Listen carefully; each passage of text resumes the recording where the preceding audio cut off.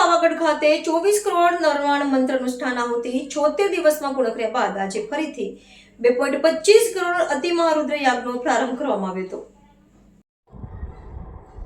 જે પાવાગઢ મંદિર ખાતે ફરીથી 2.25 કરોડ 21 દિવસ માટે આહુતિ અતિ મહારુદ્ર યાગનું આયોજન કરવામાં આવ્યું છે।